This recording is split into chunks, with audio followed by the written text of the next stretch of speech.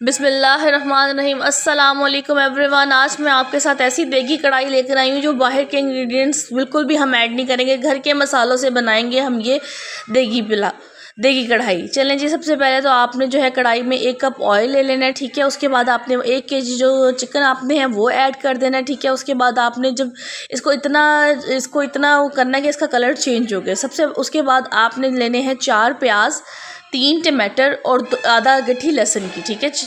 और जब आपका जो है चिकन वाइट हो जाए उसके बाद आपने इसको अच्छे से ब्लेंड कर लेना है। ब्लेंड करना इस तरह से करना है कि टमाटर को, प्याज को और लहसुन को बारीक सा आपने काट लेना। थोड़ा सा पानी ऐड करना, ज़्यादा नहीं। जैसे देखिए मेरी ग्रेवी थिक है, इस तरह से ही आपकी ग्रेवी भी थिक होनी चाहिए, ठीक है ना।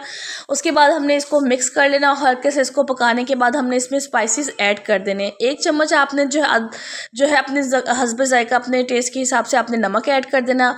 1 चम्मच भरकर आपने लाल मिर्च की ऐड कर देनी है, ठीक है। ये 1 केजी चिकन की कढ़ाई का बता रही हूँ। आधी चम्मच जो है आपने जो है हल्दी की ऐड कर देनी है। आपने ऐसा कोई भी मसाला बाहर से लेने की ज़रूरत नहीं है, कोई कढ़ाई गोश्त, कोई तिक्का मसाला, कुछ भी ऐसा नहीं।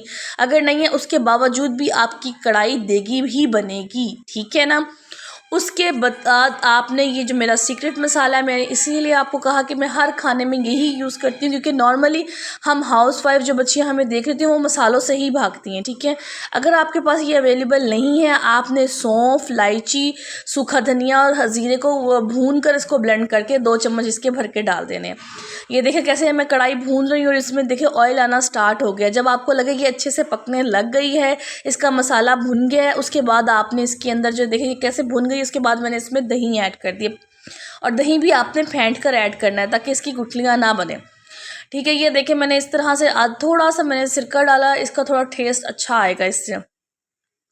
और आधा मैंने जो है थोड़ा सा अदरक लिया, उसको मैंने कूट कर मैंने इसके अंदर डाला। जो इस कढ़ाई को जब आप भून लेते हैं उसके अंदर आप अदरक बाद में डालते हैं तो यकीन करें इसका बहुत ही अच्छा फ्लेवर आता है। कितनी आसान रेसिपीज़ मैं आपके लिए लेकर आती हूँ, तो इसलिए प्लीज़ मेरा चैनल पर अगर आप नहीं हैं और मुझे देख रहे हैं तो जल्दी से मुझे सब्सक्राइब करें, लाइक किया करें, शेयर किया करें, प्यारा सा कमेंट किया करें। ये मेरी मेहनत होती है जो आप तक मैं इसको मेहनत से बना कर लाती हूँ। अच्छा जी, ये देखिए मैंने इसको अच्छे से भून लिया है। भूनने के बाद फिर अब मैंने जो है इसको उस बर्तन में निकाला, इसको अच्छे से मैंने भूना। इसमें मैंने आधी चम्मच काली मिर्च की ऐड की, ठीक है। अगर आपके पास आलू बुखारा है तो आप 2 जो है आलू बुखारा इसमें ऐड कर सकते हो। उसके बाद मैंने इसको जो है उसमें फ्राई पैन या प्लेट में निकाल लिया, क्योंकि मैं ऐसे ही 5-6 लोग थे, इनके आगे ऐसे ही रखने वाली थी।